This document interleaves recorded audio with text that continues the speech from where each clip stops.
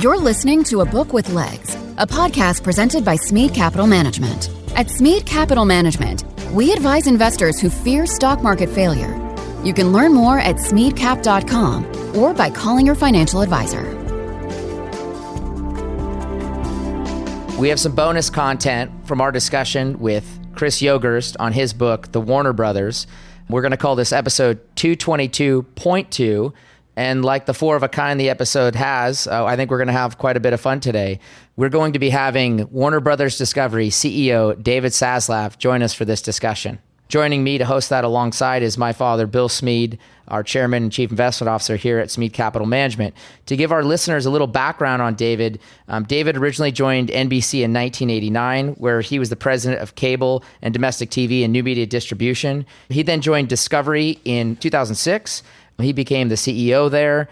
He developed brands like the Oprah Winfrey Network, Investigation Discovery, and eventually took over Scripps Network Interactive in 2018, which our listeners probably would note that we were shareholders of Scripps at the time. Fast forward, David became the CEO of Warner Brothers Discovery. So we're very excited for our discussion with David as we talk and think about the legacy of the Warner Brothers. David, thanks for joining us today. Oh, nice to be with you guys. So to kick us off, David, the Warner Brothers were refugee Polish Jews. Their success was not foreknown, though everyone knows the name today. How do you look at the story, this American tale of, really this family led by mom and dad, but the brothers, as this beautiful American story?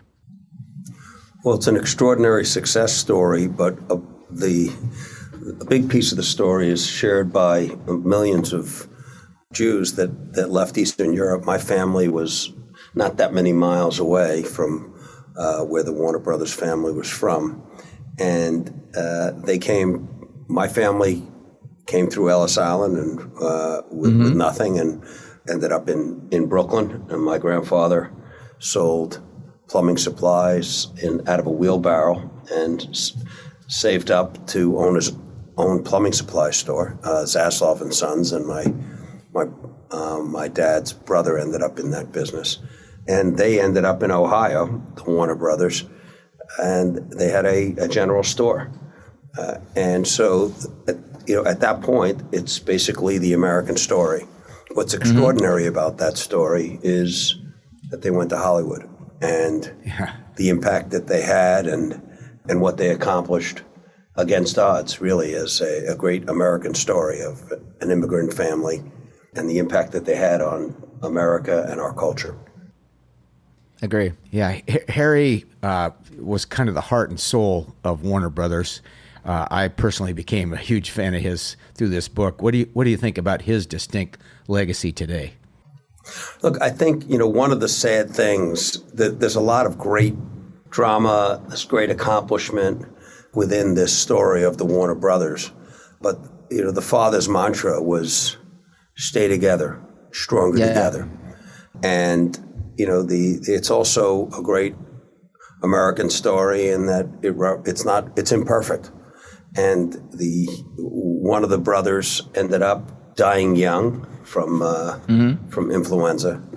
And Harry and Jack and Sam fell apart in a way that was not acrimonious. So in the end, the family was broken.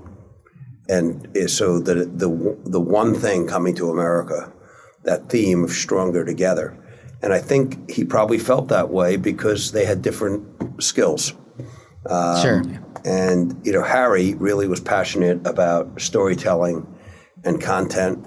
And he was behind this idea together with Sam, who was the driver behind Vitaphone. He was the real technology player and he and Harry together saw in the late 1920s that the future was not going to be silent film.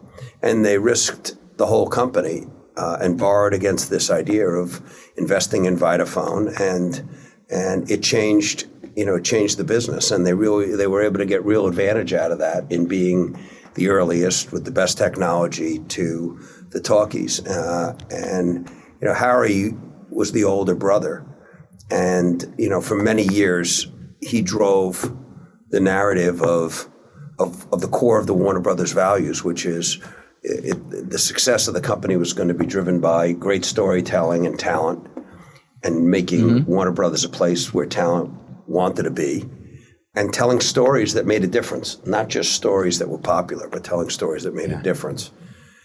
And you can kind of contrast that with Jack, who, what we learned from the book is that he was quite a good producer and had a great knack for, finding good stories, but then his personal life kind of helped tear the brothers apart to a certain extent.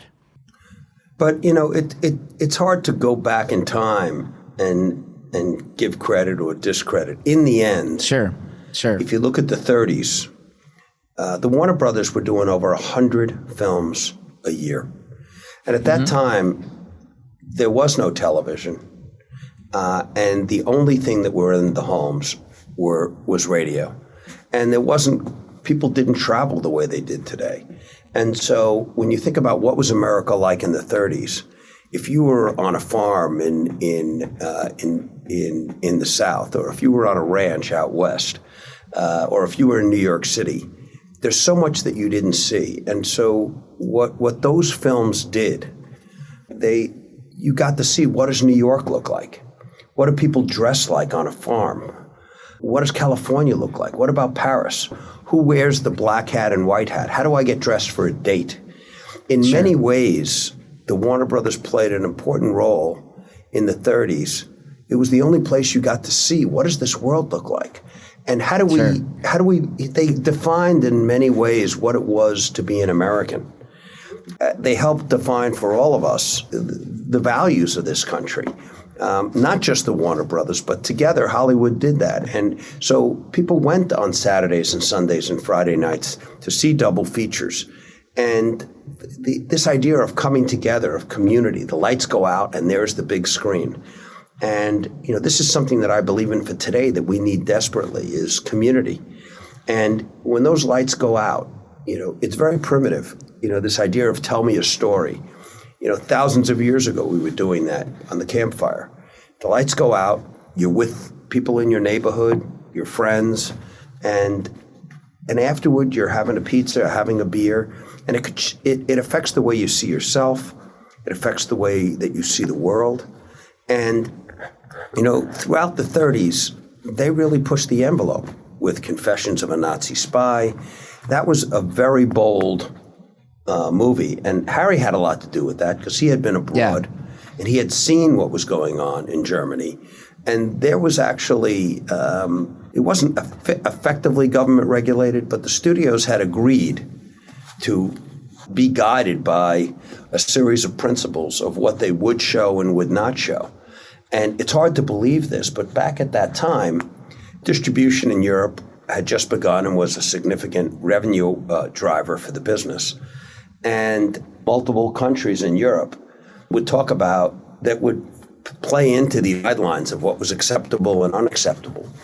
And the designee within Germany was Goebbels.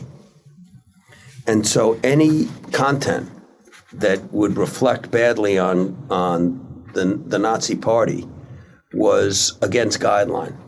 And it took a lot of courage for the Warner Brothers to do that movie. And it was quite controversial at the time. I think that there was, even in the Midwest, there was a theater that was burned down and people died. So they recognized that content is powerful and that it affects real narrative and how people feel about issues and see issues. And they understood the responsibility of their studio in having an impact on this country. So let's talk about that, because Casablanca is one of the greatest movies of all time. Probably could be thrown up as the greatest studio movie for what it brought. The American Cafe is iconic. Bogart's character was this wheeling, dealing American businessman who liked making money on effectively a carry trade of having people trying to get out of Europe, but at the same time, he ultimately sacrificed for others. And I think of like the Maltese Falcon touched on the same idea of like, do the right thing. Those are great movies. Those are great American movies. They fulfill all the things you just said. Well, the Maltese Falcon has, incorporates, when we finished our deal with Time Warner from AT&T, I think the designation of the name Warner Brothers Discovery, because Warner Brothers stands for, we're a storytelling company. That's all we really are. Exactly. Great talent and great stories. And they understood that. And our tagline is the stuff that dreams are made of, from the Maltese Falcon. But these films had a big impact. Casablanca was not just a great film. It was a film about immigration and people being displaced and having nowhere to go. Sure. And what that feels like. If you look back after World War II, the majority of film, not just by Warner Brothers, but by the studios, more than 50% of the films was about healing America. What happened over there? And how do we get back?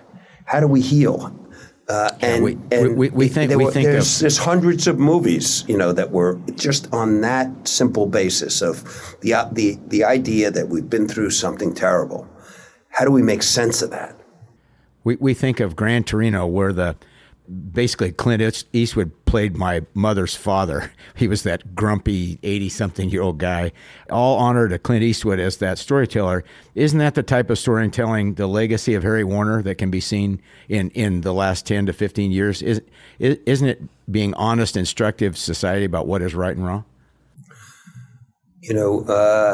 Clint's about to make his 50th movie for Warner Brothers.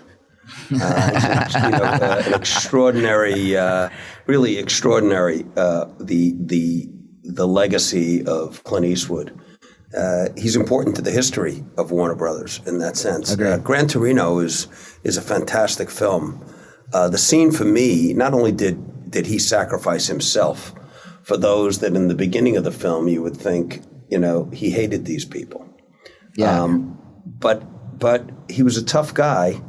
But in the end, he had core American values.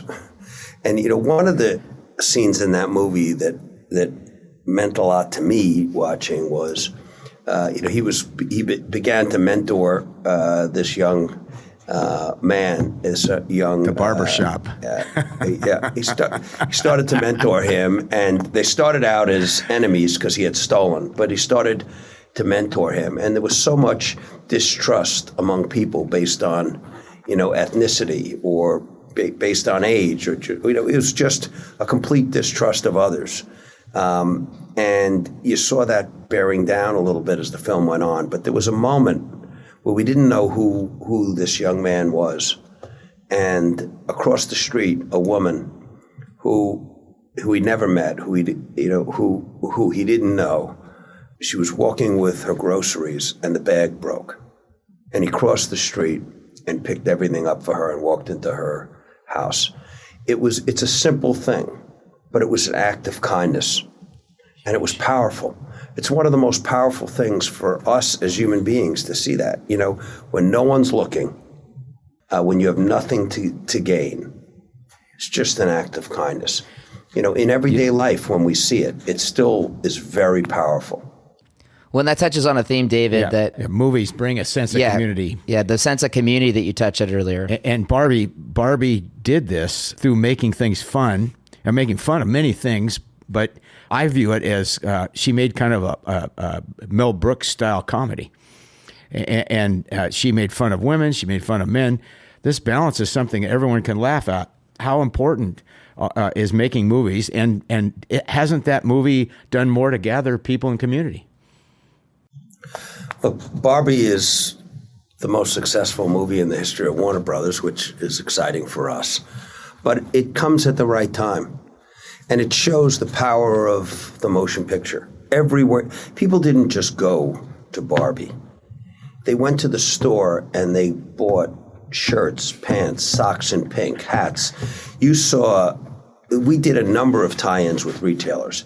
But if you walk down Main Street, on any street in America or any city in the world, every retailer went back into their inventory and they put everything they had that was pink out front. And people bought it. It was a shared experience. And people won't just remember that they went to the movies. They'll remember whether it was with their mom or their daughter or their friend or their significant other. And many people went multiple times. They went for a reason, which is that it's a tough time in America and around the world. You go to Europe, it's almost 15 years of no GDP growth.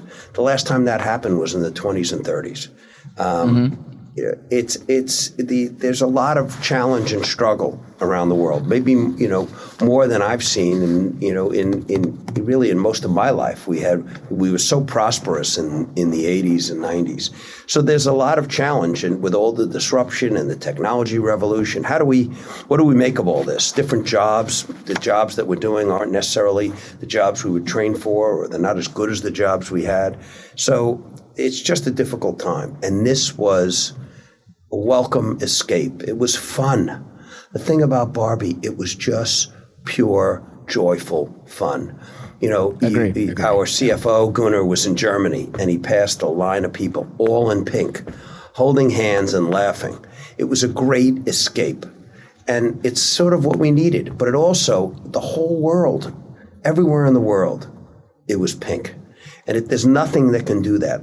Other than a motion picture, a shared community experience, a pink blanket around the world. It was a very important moment, I think, and a great moment for Warner Brothers Discovery.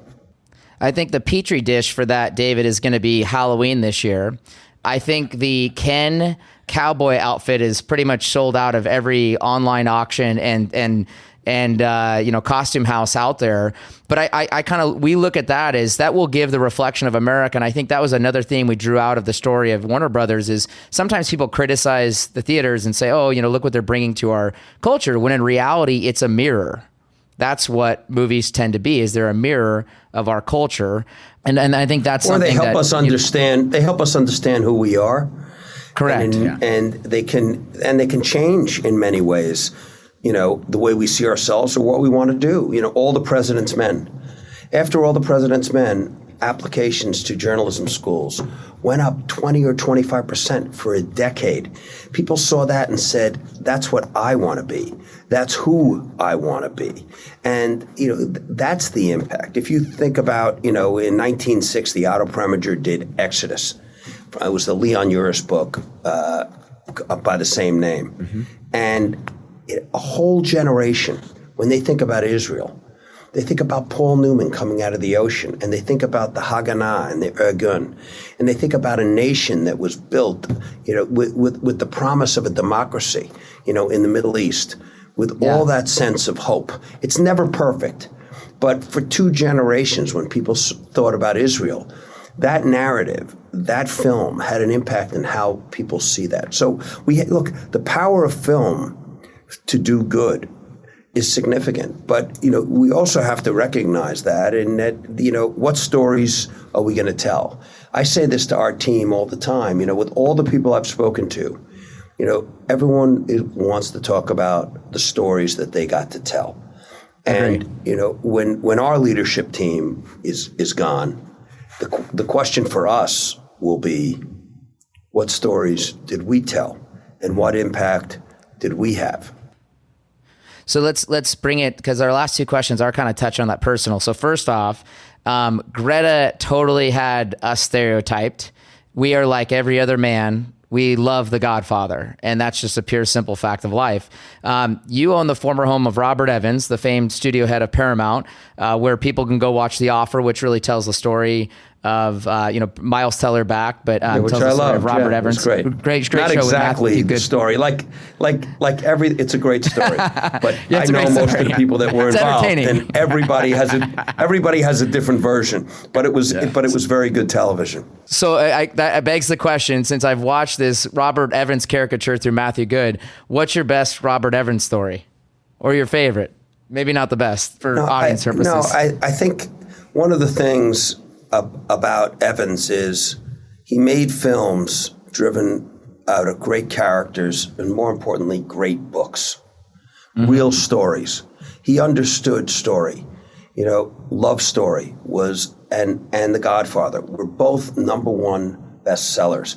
He did early on, the way he got started was he bought a book called The Detective, and it ended up selling that movie, and as a result of selling that was how he transitioned from being in the movies to being an owner of content. He bought the movie rights to The Detective. That movie ultimately got made with Frank Sinatra as the lead. The interesting anecdote is that the Detective was being made with Frank Sinatra, and that was a book that he owned. And in the person that was supposed to star in that movie was Frank Sinatra's new wife, who was married for a period of time to Woody Allen, Mia Farrow. So Mia Farrow was supposed to be in that movie. But Mia Farrow was starring in a movie for Robert Evans that was set at the Dakota called Rosemary's Baby. And there was a conflict in who was going to get Mia Farrow. And Sinatra was newly married, but she had already committed to doing Rosemary's Baby. And Sinatra called and said, you better finish by this date because I need Mia Farrow for The Detective, and that's what she's going to do. And Evans said, I can't do it. Roman Polanski is directing Rosemary's Baby, and we're going to need another 2 months. And there was a big blowout between Mia Farrow and Sinatra drew the line. If you don't come back and do that film, the marriage is over. And she went to Evans and said, look, I don't think I can finish this movie. Frank doesn't want me to do it. And Evans took her to the screening room in the pool house at Woodland and put her takes on the big screen. And when, at the end of watching for about 20 minutes, he turned to her and he said, this is Oscar performance. You have to stay with this. It's the performance of a lifetime. Look at you up at that big screen. She said no to The Detective, and she was served on the set of Rosemary's Baby with divorce papers. So he understood story, and he had a tremendous amount of success for Paramount. And he was quite a character. He got to tell the stories he wanted to tell, which you have to admire. David, let's just switch a little gear. How do you look at your personal legacy at Warner Brothers Discovery and further role in Hollywood? What's the weight you feel for that legacy that will be left behind? Well, legacy, we'll see. We're just getting started. This is a very different company than the Warner Brothers ran. We're a global sports company. We're in sports with all around the world, with Eurosport and TNT, with the NBA and March Madness and Major League Baseball, and we're also a leader in news with CNN. We're in the TV business. We're in the motion picture business. We're probably the most global media company in the world. So I think my legacy is really going to be driven by transitioning this company for the future. We have great legacy assets. Warner Brothers Television, HBO, all the leagues that we represent on the sports side, CNN, and our gaming business, where we're maybe the only media company that owns its own gaming business. So we're really a global media company that owns a huge amount of great content. We call it IP, but Harry Potter, DC, Game of Thrones, Lord of the Rings, and the two questions are, what stories will we tell? And can we transition this very big global company so that, as great as this legacy of all those assets are, that more people are watching us tomorrow, and we're healthier tomorrow, and we're more relevant tomorrow than we are today. Awesome. We appreciate your time, David. Thank you so much. Thanks so much. All right. Take care. We're really thankful that David could join us for this bonus content off of our discussion from Chris Yogerst's book, The Warner Brothers. Again, this is episode 222.2. If you enjoyed this podcast, go to Apple, Spotify, YouTube, or wherever you listen to A Book with Legs. Give us a review, tell others about the books, the great authors we have, and also the guests like David Zaslav that just joined us. For our tribe, if you have a great book you'd like to recommend, email podcast@smeedcap.com. That's podcast@smeedcap.com. You can also send your suggestions to us on Twitter. Our handle is @smeedcap. Thank you for joining us for A Book with Legs. We look forward to the next episode. Thank you for listening to A Book with Legs, a podcast brought to you by Smead Capital Management. The material provided in this podcast is for informational use only and should not be construed as investment advice. You can learn more about Smead Capital Management and its products at smeadcap.com or by calling your financial advisor.